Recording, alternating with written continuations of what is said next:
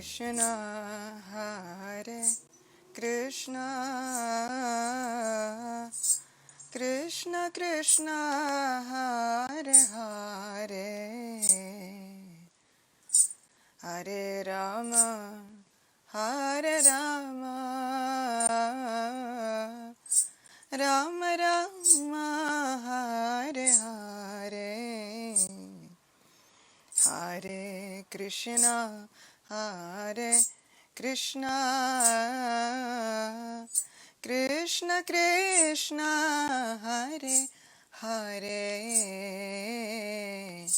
Hare Rama, Hare Rama,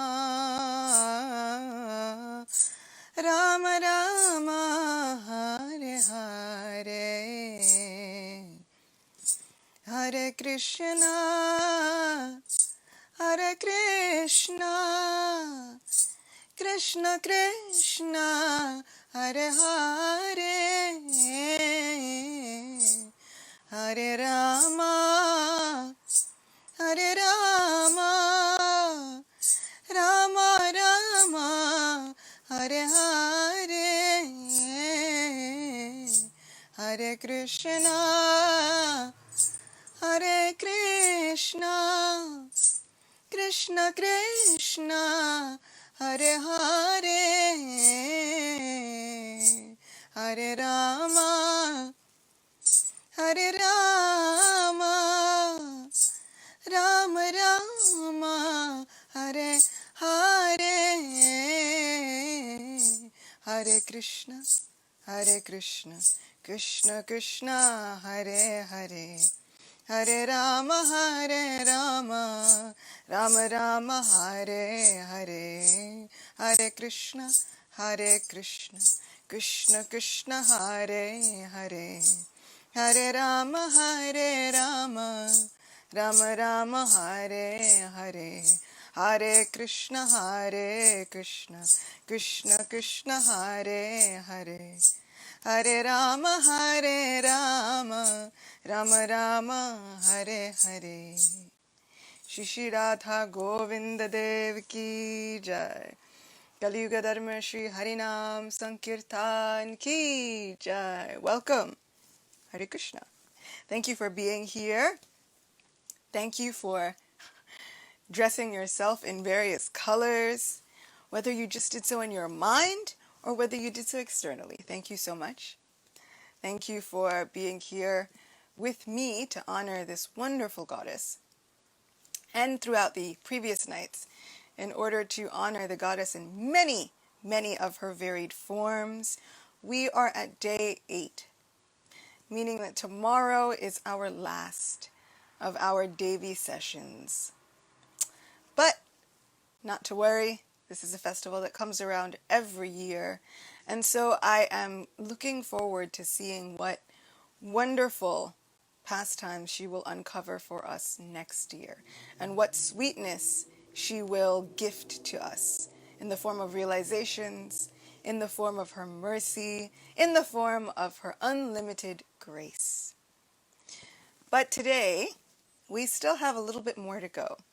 Today we'll be celebrating the goddess Maha Gauri, and we'll be talking about what attributes and characteristics she represents and the ways that she can bless our lives so that we are always under the shelter of this divine, wonderful goddess. And we'll talk about the ways in which she brings about happy endings and fairy tale-like atmosphere within the pastimes of Sri Krishna in his varied forms. So we will bring our minds and our hearts to the most glorious realm of Sri Vrindavan Dham by singing Jai Radha Madhava. Jai Radha Madhava Kunja Bihari Gopi Janna Vallabha Girivaradhari Jai Radha Madhava Kunja Bihari Gopi Jannavalabha Girivaradhari Jashodanandana Brajajana Ranjana Jamunatiravana Chari Jashodanandana Brajajana Ranjana Jamunatiravana Chari Jai Radha Madhava Kunja Bihari Gopi Jannavalabha Girivaradhari Jai Radha Madhava Jai Radha Madhava Radhe Govinda Jaya Radhe Govinda Shri Radha Madhava ki jai Shri Radha Govinda Dev ki jai Srila Prabhupada ki jai Shri Vrindavan Dham ki jai Ananta Koti Vaishnava Vrinda ki jai. So, we've been going through many forms of the goddess. We heard about the goddess Kalratri or Mahakali last night, and that was a very ferocious form. And tonight we'll hear about Maha Gauri, which means that she is bright and effulgent, gleaming like a pearl, brilliantly fair, almost like the foam on the ocean of milk. So a lot of people take this to mean that it is an outward change. And so I've seen a lot that she is considered one of the most beautiful forms of the goddess. But she is also one of the most graceful. And I really like the idea of her being graceful. This is a goddess who embodies an inner transformation. And we'll be reading about why from Skanda Purana and other places that I've been able to gather. And it's such an incredible divine form of the goddess to pray to.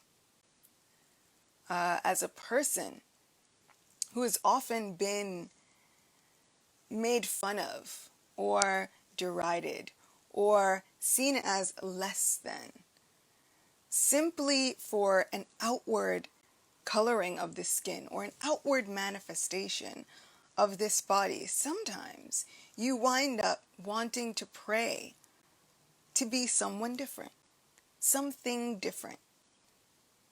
However, here is a Vedic mindset where so many attributes of a person are accepted. Not just accepted, but celebrated. Not just celebrated, but worshipped. So I adore Navaratri because this goddess is multifaceted. Not simply happy all the time.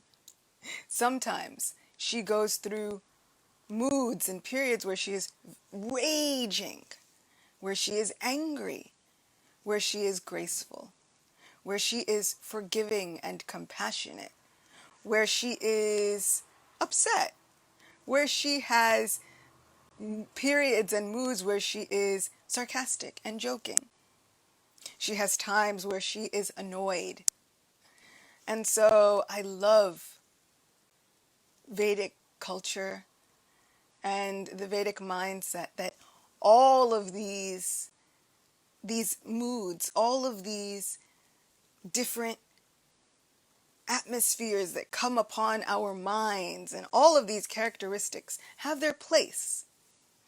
And in fact, all of them find a place to be worshipped within these glorious pastimes.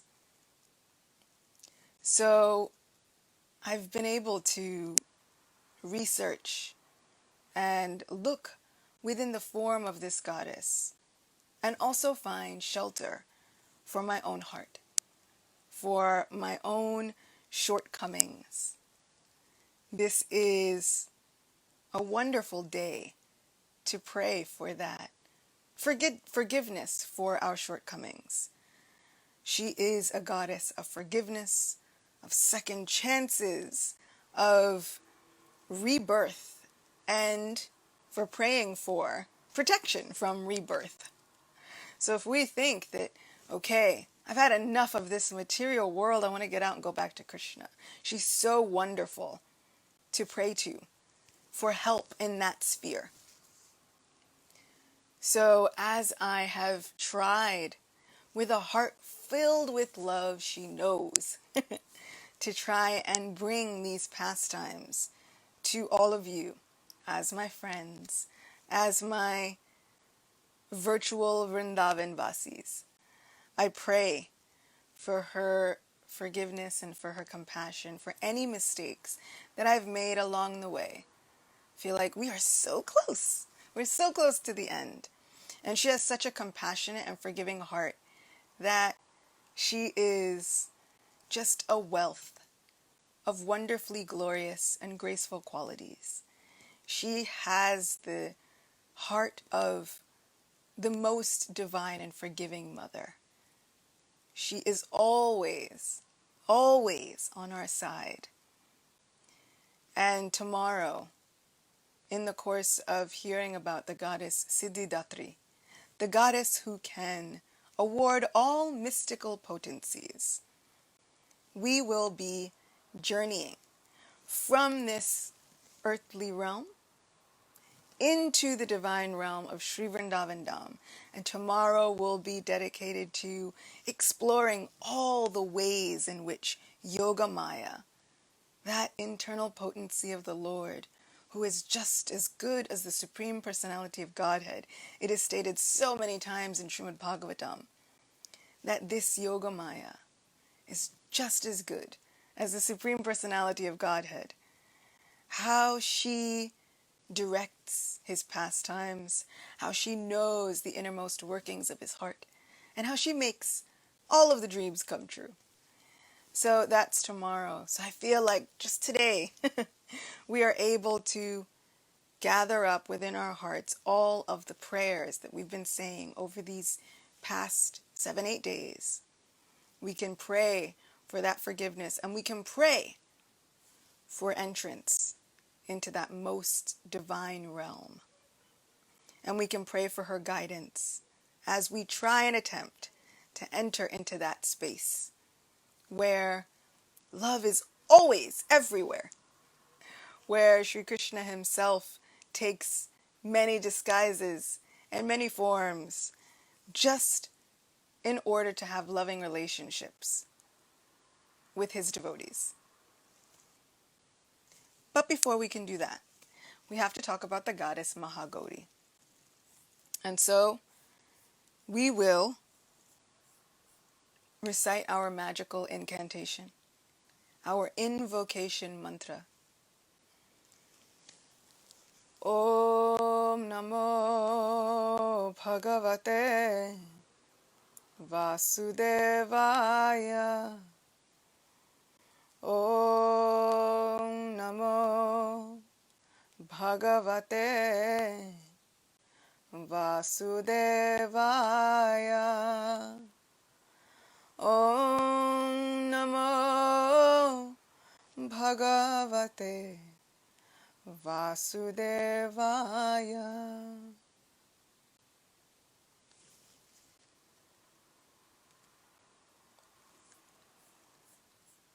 In researching the goddess Maha Gauri, what is wonderful is that there were so many different pastimes of how she gained this same form.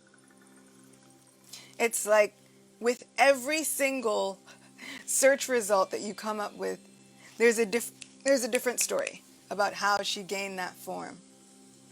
And so I kind of loved that there were many, many, many ways to get to the same end, And I feel like this is indicative of the path of bhakti.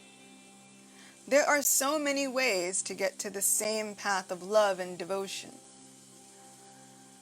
And Srila Prabhupada says within a purport in Srimad Bhagavatam that this Yoga Maya, or Maya, as she is sometimes referred to within Srimad Bhagavatam, can mean the illusory potency, but it can also mean the Lord's infinite grace and mercy. Isn't that wonderful? And so Srila Prabhupada says that we see that there are Vaishnavas and there are Shaktas. And sometimes they have an enmity or they have a rivalry between the two. However, if we really look at the forms of the goddess that we have been worshipping and within our minds really getting closer to throughout these days, those differences are only external. This is a goddess who yearns to somehow just give pleasure to the Supreme Lord in whatever form she manifests, in whatever way she shows up, in whatever pastime she takes part in. She's just looking to give joy to the hearts of those around her. So not just the Supreme Lord, but to those who worship her with devotion, to her own Swami, Sri Maheshwar. She is just looking to bring joy and pleasure to the hearts of those who are around her. So there are so many different ways in which she has manifested this form of Maha Gauri. In one particularly sweet version, she has been performing austere penance to gain Lord Shiva as her husband. And so she has been sitting in one place for so long that all of the dirt of the area has begun to accumulate around her. We see many times when demons are performing different kinds of austerities, like Hiranyakashipu. His body was covered by an anthill. So in this same way, her body has been covered by all of the dirt and all of the dust as it blows around her because she's been oblivious to external circumstances. She takes no notice of all that has come upon her. So as she has been meditating with fixed determination, it is said that Lord Shiva himself comes. And he looks at this goddess who has been maintaining such harsh conditions just because he is the Lord of her life. And with the Ganges water that pours forth from his own matted locks, he collects that water and then begins to personally bathe her until she is effulgent once again. So he clears away all of that external dust and all of that grime. And then she is known as Maha Gauri, bright, effulgent, with that purity of devotion and love. Again. So it's not just an external cleansing, but an internal one as well. She is known to be able to, just as we said last night, with the goddess Mahakali Devi, she is able to find out the darkest parts of our hearts and the darkest parts of our characteristics and our personalities.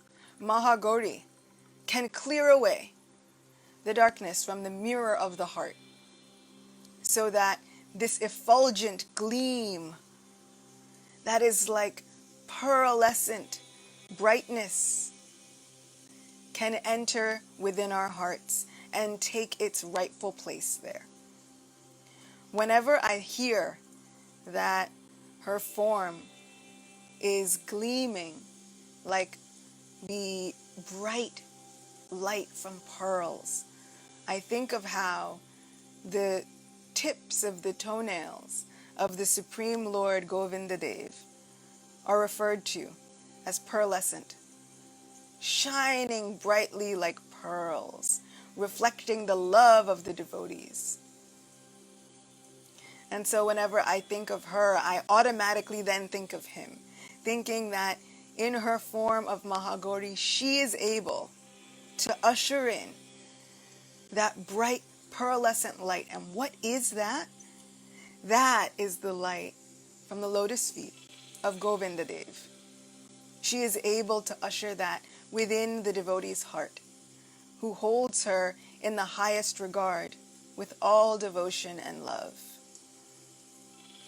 So she is able to inaugurate this transformation that sometimes seems like it's darkest just before the dawn, where Mahakali is able to break down all of those egotistical notions, all of those thoughts that we thought we had about ourselves, all of those things we thought we knew.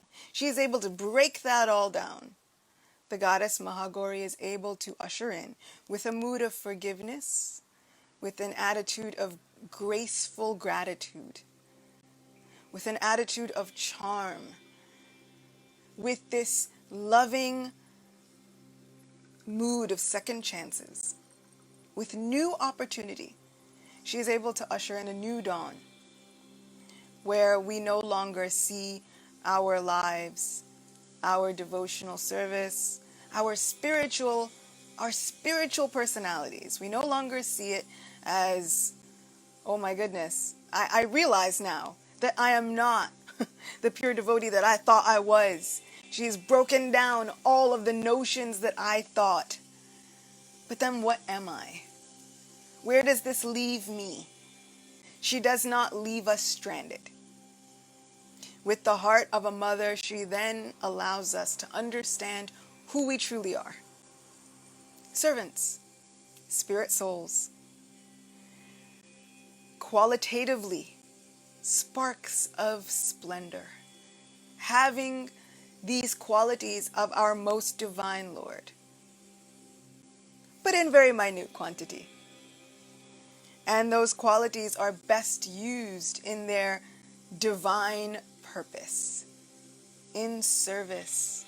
Service to our Lord, service to others who are dear to our Lord, just like this beautiful goddess, bringing joy, bringing compassion, bringing love to everyone around her. This is my understanding of the goddess MahaGauri.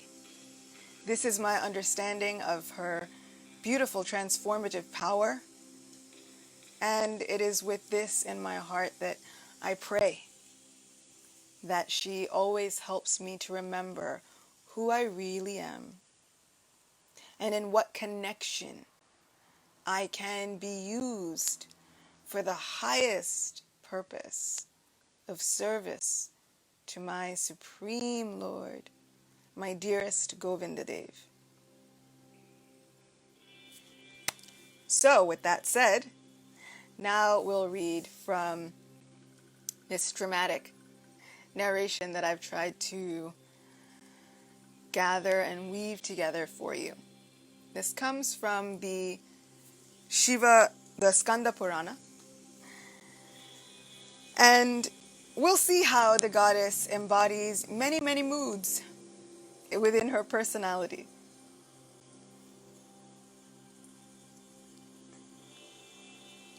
Kali. The word could refer to many things. It was indicative of the color black, giving name to the darkness of the night sky. It could refer to death and time. But all of those meanings were so heavy, laden with many connotations, and hardly any of them very spectacular. Parvati was surprised to hear the name slip from Mahadev's lips. Facing him completely, she listened once again, thinking that perhaps she had misheard him. My dearest, against the fair complexion of my body, your black color shines like a black serpent, maiden, coiling around a sandalwood tree. His words seemed sweet, his smile making his eyes dance, but his tone teased her. It was true she was dark, and not simply because of her natural coloring, but as her mind flashed back to the demons who had fallen at the hands of MahaGauri, Parvati felt some other, stinging emotion creep into her heart. Kali was a name that others had uttered in fear, in death.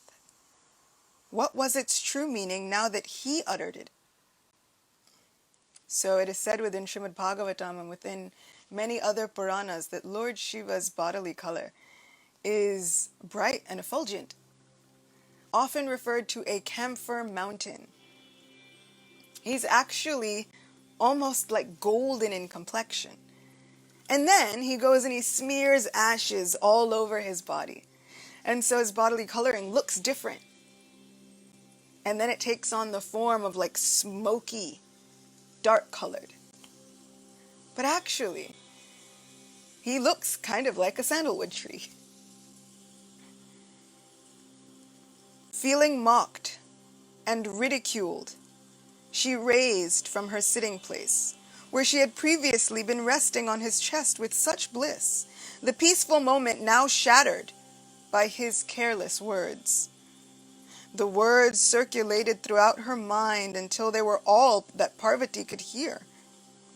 Somehow, against the purity of his form, her darkness was attempting to coil around him. Somehow, as though she could somehow taint his true nature. How could she seek to affect him, the great yogi? Had she changed him? Was she herself now different than she had once been?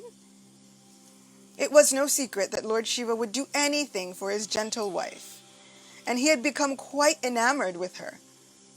But was she really so gentle anymore? What had he meant? Had she brought that darkness into his life?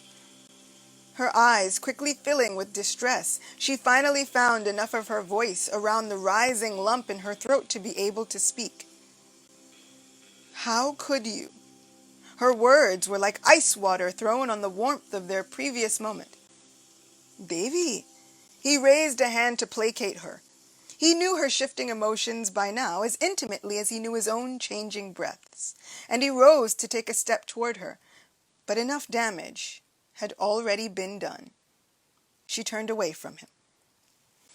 If I am so dark and you are so fair, then I should leave this place at once to bring light back into your life. His gasp was audible in the quiet of the cave where they had sought refuge from the outside world. Her chest rising sharply with each frustrated and angry breath, Parvati clenched her teeth. She felt the first whispered touch of his hand by her feet, his attempt to calm her, but nothing would assuage her broken heart this day. She took a step away from him, and then another.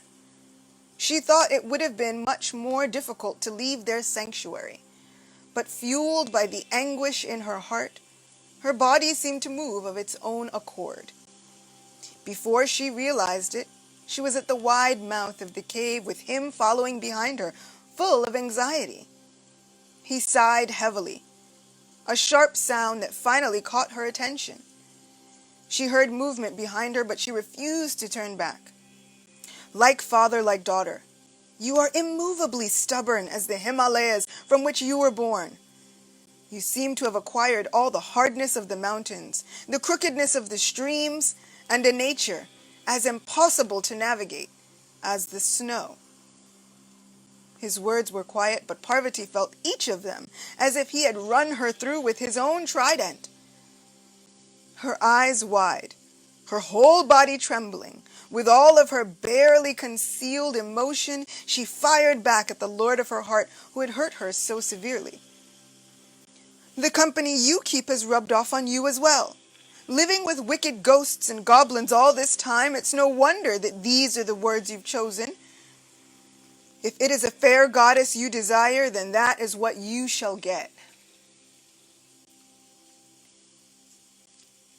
Unable to listen to anything anymore, Parvati stalked angrily from the cave on Kailash. As she passed Viraka, the gatekeeper of their inner abode on Kailash, she turned to him with fire in her eyes. He startled, his awareness immediately heightened, the angry queen of Kailash commanding his full, undivided attention. She was just like his mother, often treating him as her own adopted son. But this day, something was terribly wrong. Mother? He tried to see if there was any way he could try to help her. She looked more aggrieved than he had ever seen her, and the sight of her gripped his heart and squeezed until he felt the sensation as real as any tangible pain that had ever been inflicted on him. She held up a hand, effectively cutting off any other communication from him. While I am gone, do not allow any other woman to approach my lord. If any other woman approaches him, make sure you inform me at once. Parvati looked deep into his eyes, waiting for some indication that he understood her orders. Viraka nodded once, unable to even comprehend what he was hearing. The goddess was leaving? Where would she go? How long would she be gone? How long would everyone be forced to survive without their queen? What would happen to Lord Shiva in the meantime? In the presence of Parvati, their lord was a changed being. The god of destruction was more attentive than he had ever been. Balanced, calm. He was the master that everyone on Kailash had desperately needed for so long. The two had seemed incredibly happy. But now Viraka couldn't be sure of anything anymore. He watched Parvati's retreating form and wondered what had prompted such a hasty decision. He said a prayer internally that all would be well soon. Parvati wandered. She had no room to think of where she was going. All she could think about was how to achieve the impossible. She had to change her form. If Mahadev was going to ridicule her, and the darkness of her skin would be a constant reminder of who and what she was, then she would change. Her mind ran in circles. Why should she change? She was no different than she had ever been. With more questions than answers, the goddess paused when she found familiar surroundings. This was the same forest where she had once done austerities to obtain Mahadev as her husband. It was fitting that she would once again perform tapasya in that place to become a new woman. With the same determination that Lord Shiva had spurned, she sat down on the bare ground, closed her eyes, and began her meditation. The demon Adi watched the scene on Kailash with growing interest. He watched as Parvati gave orders to the guard who looked after her, looking like a lost calf.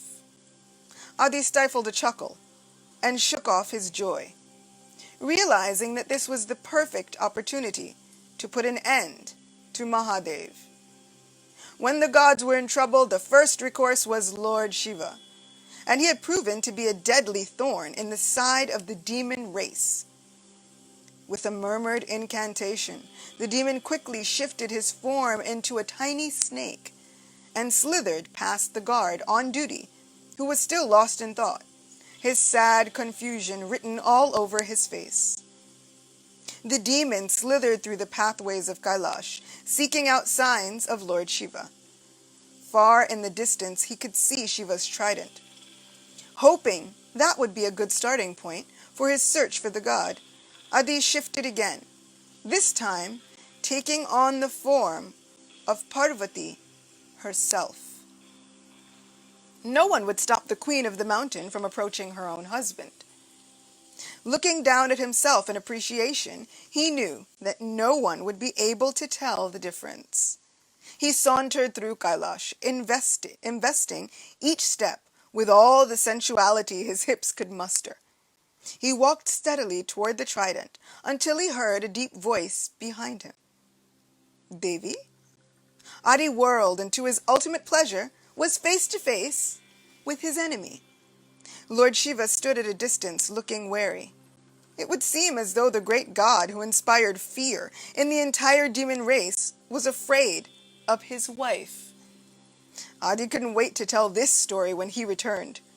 The smile that Adi gave Lord Shiva was genuine in its joy. Has your goal been achieved then, and your meditation finished? Adi sighed as he imagined the goddess would do and spoke demurely. I found that meditation didn't suit me, so I returned home. Adi looked at Mahadev from under long lashes. Lord Shiva's stride never broke even as his thoughts whirled through his mind. His goddess was single-minded to a fault. She would never simply decide that meditation didn't suit her.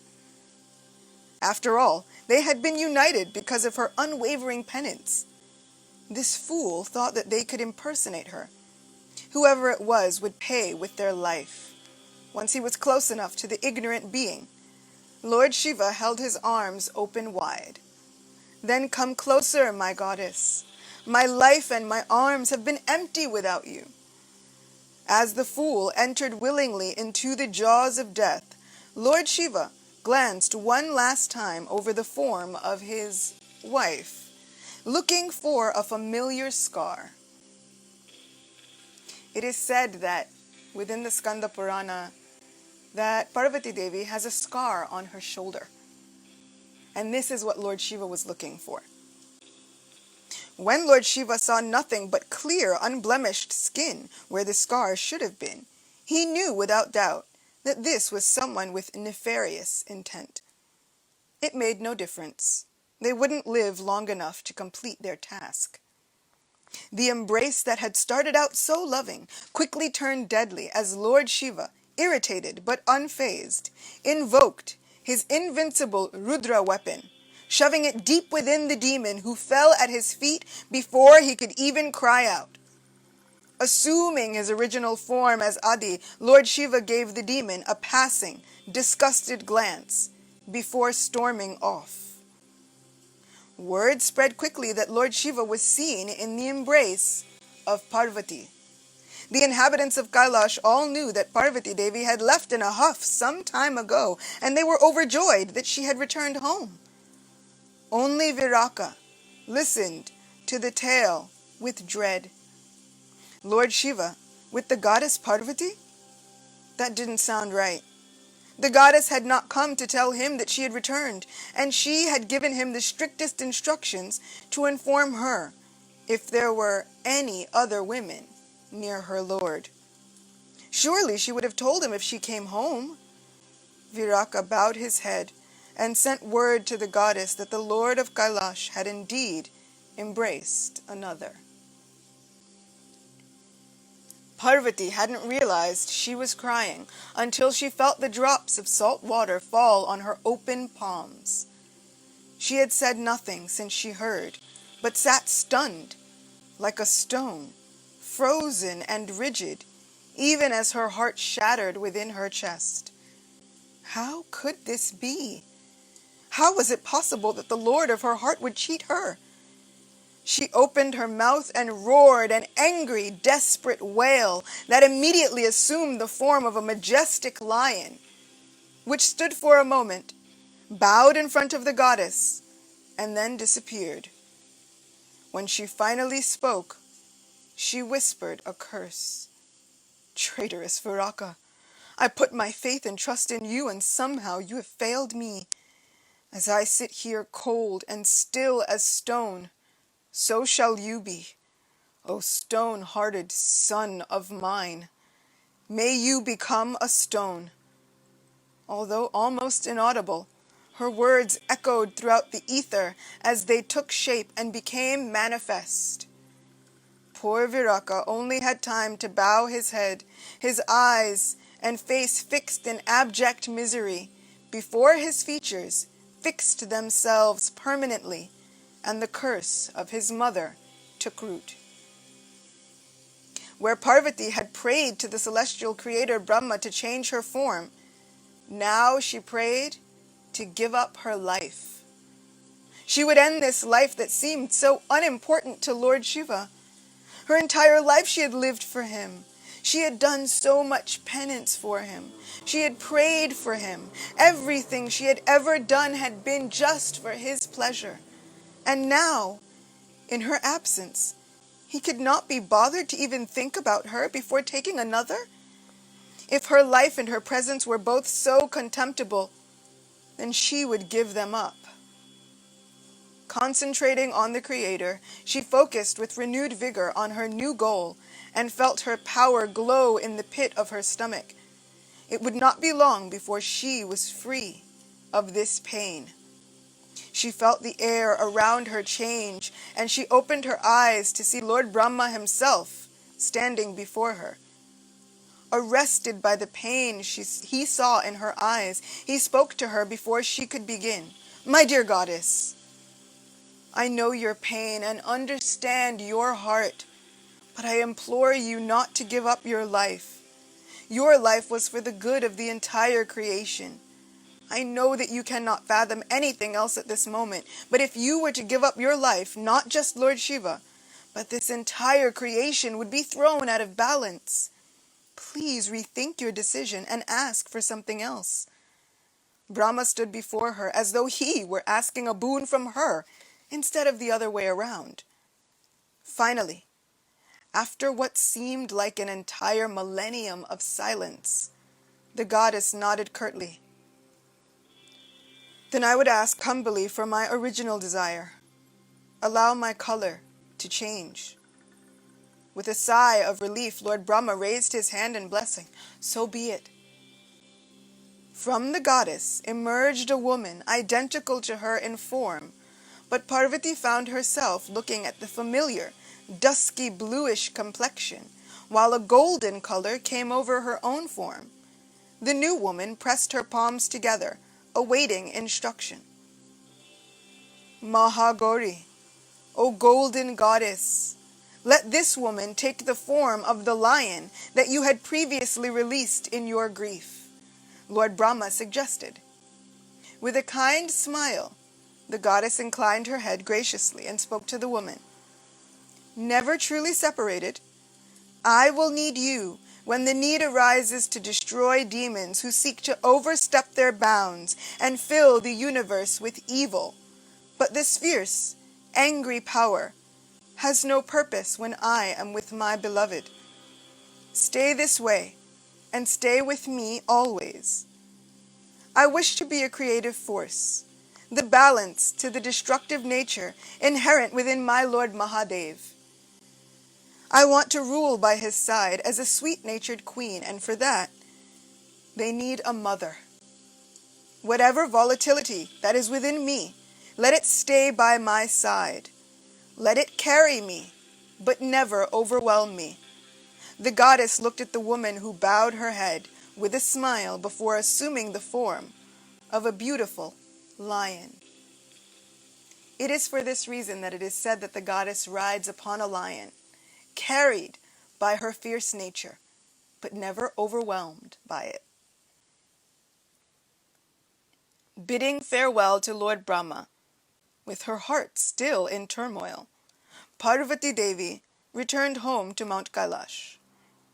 She was greeted by distressed followers of Lord Shiva, who were understandably upset at the sad fate of Viraka. They came up short at the sight of the lady who felt like their queen, but bore little resemblance to the goddess that they once knew. Once Parvati explained the significance of her new form, they in turn explained to the goddess the truth of what had occurred in her absence. The woman who had stolen away the love of her life was no woman at all, but a demon. A demon that was now dead, killed by Mahadev himself when he understood that someone had taken the form of his wife. A painful sadness and shame filled Parvati's heart. She had acted rashly in both situations. She had not been fair to Viraka, nor to her beloved. Pressing her palm to Viraka, who was rooted to the spot, she smiled sadly. "Viraka, how can I ever apologize to you? Loyal, strong, and the very example of Dharma, I was harsh in my judgment of you, and now I cannot revoke my words. But my curse can be changed. I will turn this curse into a blessing. May you stay as immovable, steadfast, and powerful as stone, but may you take a form that will eternally serve my Lord Mahadev in every capacity. Come back to us and serve us once again, my son. At the prompting of the goddess's words, Viraka's form began to change again. His form took on a brilliant hue, white as the milk ocean where Lord Vishnu made his home. Parvati Devi smiled, her eyes filled with love as she watched his final transformation into a glorious bull. Viraka found that although he had been given the form of a bull, the goddess's gift had not stopped there. He was also able to change his form at will, taking whatever form was necessary to serve Mahadev at any moment. All assembled cheered at his new form and bowed to their leader. As a man, once again, he in turn bowed to the goddess. She raised her hand in blessing. So, a new form deserves a new name. Both you and I have changed much this day, haven't we, Nandi? Her smile was radiant, and his answering smile was filled with adoration for his mother. May your service become famous throughout all the realms. Nandi touched his forehead to the goddess's feet once before the residents of Kailash let Gauri Devi go to meet her Lord. And so we often see that outside the temples of Lord Shiva, there is loyal, immovable, patient, determined Nandi, standing guard, always in his form. So, he does remain as a stone, in some ways, according to the wishes of his mother. But also, she changes that curse and it enables him to take any form that is necessary. He is the carrier of his Lord, and MahaGauri Devi also rides on a bull, giving much praise to this very pastime. Informed by all the commotion at the entrance to Kailash, Lord Shiva was already waiting for Parvati. He turned his face the moment he saw her, crossing his arms over his broad chest. Mahadev? She paused several feet from him. How would he receive her? To hell with women. They've given me enough trouble. He threw his hands up, frustrated at his recent ordeals. Parvati stifled a smile, watching his frustration. How could she have ever thought that he would ever think any less of her? Watching him sit down angrily, her heart softened. Perhaps he had teased her earlier, but she had been wrong to take it so seriously. She shook her head at her own foolishness, which had caused so much trouble. His anger was veil-thin, and she could see that beneath it all, he had missed her, terribly. She ventured closer to him, but with each step, he let out an irritated huff until he seemed like a huge, swelling volcano, spewing smoke just before an eruption. She bowed low, reaching almost to Mahadev's feet before she spoke. You are absolutely right, my lord. Women certainly deserve the harshest criticism. Mahadev froze mid-breath. His brow furrowed, and he peeked at her from the corner of his eyes to see if this was really his warrior goddess speaking. He frowned at her appearance. Her complexion was completely changed, but her divine smile and the answering mischief in her eyes remained unchanged. Against his stern resolve, the corner of his lips twitched in a ghost of a smile, the first signs of his thawing temper. Parvati Devi continued, further encouraged by his lightning mood. Of course, it is only by the favor of a man that a woman can be liberated from the ocean of material existence. Save me, O Mahadev.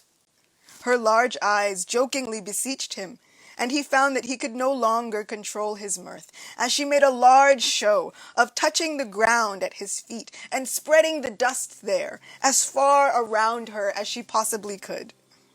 He caught her arm mid-veneration, pulling her to her feet, and into his waiting arms and by his side once again in one smooth motion. She placed both hands on his shoulder, reveling in the feeling of home that she felt once again. Ah, you are now most worthy, Gauri Devi, he teased, as he reveled at the goddess by her side, and she reveled in the feeling of never wanting to go anywhere ever again. This is our divine couple, forever sweetly speaking with one another, understanding the mind and heart of one another as though they were one entity. And this is how the sweet golden goddess returned home. Actually, it is said that Lord Shiva did not really need her to change her form. He accepted her in any way that she appeared. And we see that for every form of the goddess, there is an answering form that Lord Mahadev takes, just to somehow be near her. So even as the goddess Katyayani, who says, "I will take no consort," still, Lord Shiva arrives and says, "Tell me what I can do. Let me know how I can serve you." And then she is known as Shiva Duti, one who uses even Lord Shiva, the god of gods, as her own messenger. So he didn't need her to change her form, but for the purposes of killing this demon, for the purposes of being and embodying that form of a mother, that creative potency, which we will hear more about tomorrow. Srila Prabhupada says that this internal energy of the Lord takes the form of the creative potency as an illusory potency and as the supreme most knowledge itself. So we see that she was able to destroy. She was able to break down all the egoism. She was able to kill demons with just a thought. But that potency wasn't needed when she was with her own beloved.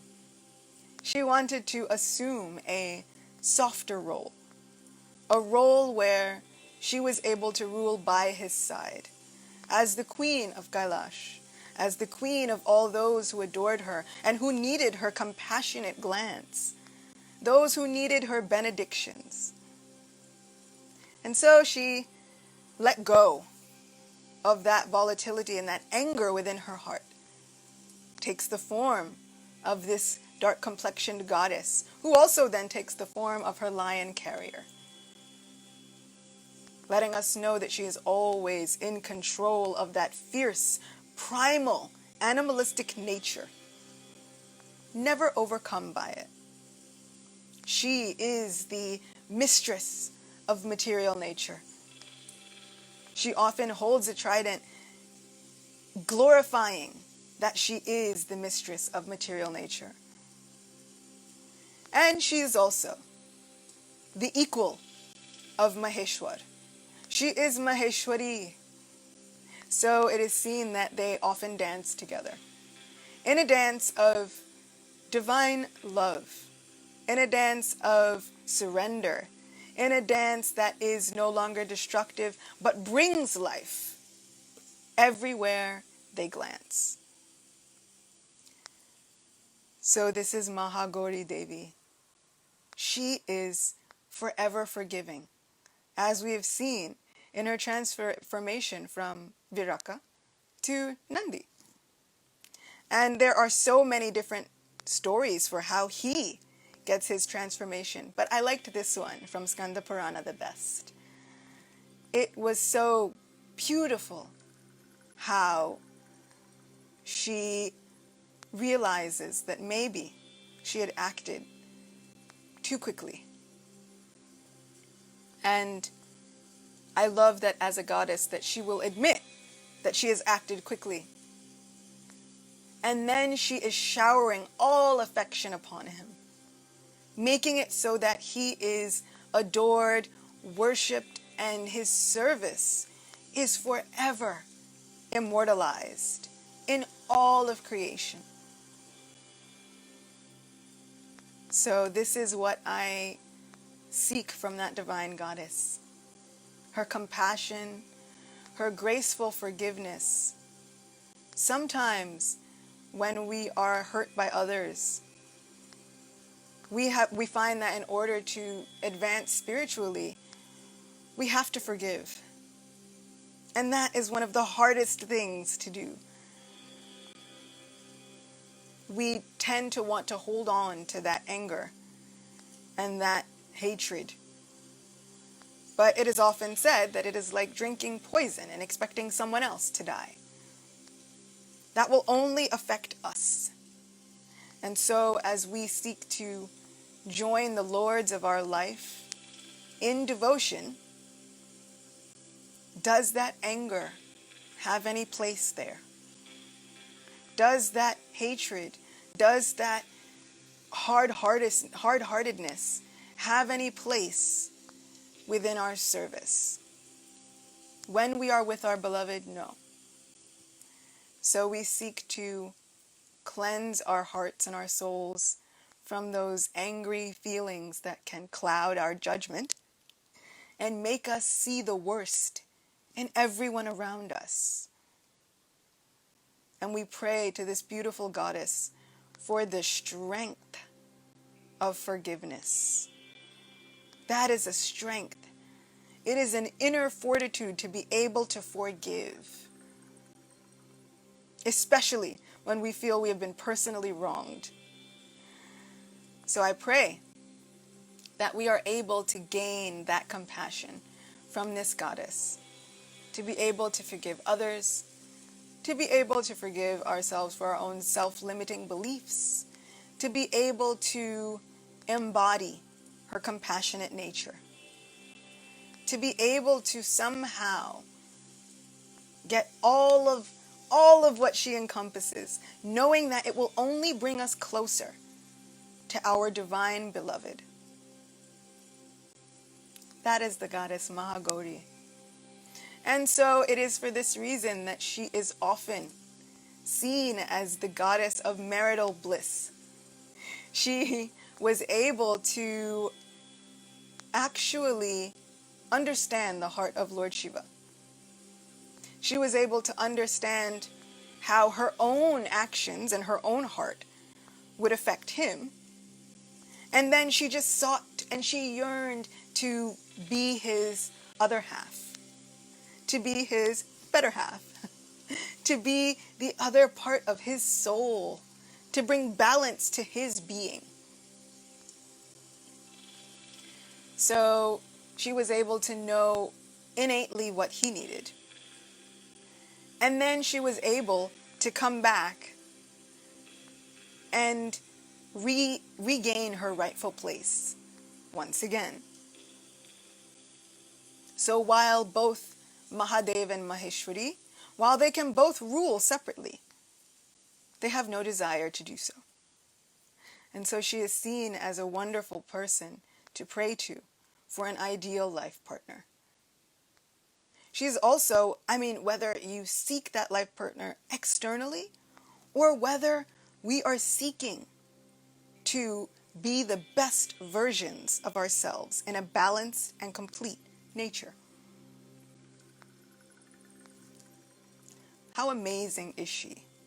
So we see that Sita Devi has prayed to the goddess Gauri, saying, if I have been true to you in my devotion, then just let Sri Ram become my husband. I have seen this youth somehow, I have seen her, I have seen him. Let him become the Lord of my life. We have seen that Rukmini Devi, and not just Rukmini Devi, but many of the wives of Shri Krishna have prayed to the goddess Gauri, thinking, Oh, just let Krishna become the Lord of my life. We have seen that the gopis within Vrindavan have prayed to the many manifestations of this great goddess. Please just let us come closer to Krishna. She is able to understand what's within our hearts and help us transform ourselves into the most wonderful, balanced versions of ourselves so that we can advance and gain the heart of our beloved. Whether we are seeking this match externally in a life partner that can help us spiritually, because that's ultimately what we really, really need, or whether we are seeking to become the most balanced versions of ourselves and to gain that most beautiful devotional attribute. She is able to embody a mood of surrender, a mood of bliss. And as we see, her own beloved Lord Mahadev is not above surrender himself. He knows that without his goddess, he is unbalanced and out of wanting to perform any of his duties. All he wants is to reign with her by his side. In fact, he has no desire to reign or do any of these things without his goddess by his side. So they are most happily worshipped together. And it is for this reason that we see that we also worship Radha Krishna together. Of course, Lord Krishna can be by himself. But what gives him the greatest joy is to be worshipped as Govinda in Vrindavan, where by the potency of Yoga Maya, his own internal potency, his family, they don't see him as a god. They don't see him as anything other than a wonderful boy who sometimes, somehow, through the blessings of the gods and the dust of Braj, can perform wonderful activities. But really, he's mischievous. Really, sometimes he needs a strong talking to. Really, sometimes he needs to be bound up in one place because he's so restless. Really, sometimes he just causes so much trouble to all of the ladies within the village. But he is just the Lord of their life. Just one extraordinary boy who, other than giving them everything, all they want is to serve him, make him happy, and all work together just so that he will smile at them just once, because that is the perfection of their lives. And it all happens through the directorial, managerial workings of Yoga Maya Devi. I bow my head before this goddess who has taken a myriad of forms and manifestations just to help us, understanding that we are living entities in need of guidance, in need of shelter. And then she arrives just to give that motherly guidance and shelter to us. Maha Gauri Devi ki jai, Ambe Mata ki jai. Thank you for joining me tomorrow in honor of the goddess Siddhidatri and all of the mystical abilities that she possesses. The color of the day is purple. I happen to be very fond of this color. Tomorrow's color is purple. I look forward to seeing you all. It will be an earlier katha, around 12:30 p.m. So that's 12:30 in the afternoon, New York time, Eastern Standard Time. So depending upon where you are in the world, I'll see you then. It will be a daytime katha, the culmination of this festival. And like I said, we will journey into the realm of Sri Vrindavan Dham. We will look at the many ways that Krishna comes under the willing control of his own Yogamaya potency. And we will glorify all of the ways that she is able to serve him. I look forward to seeing you then. Until then, Shri Shri Radha Govinda Dev Ki Jai. Kali Yuga Dharma Shri Harinam Sankirtan Ki Jai. Shri Vrindavan Dhama Ki Jai. Ambe Mata Ki Jai. Srila Prabhupada Ki Jai. Ananta Koti Vaishnava Vrinda Ki Jai. All glories to all the unlimited groups of Vaishnavas who have been here with all of us, with me, listening to these kathas on the Divine Mother. Thank you. Devi Ma Ki Jai. See you soon. Hare Krishna.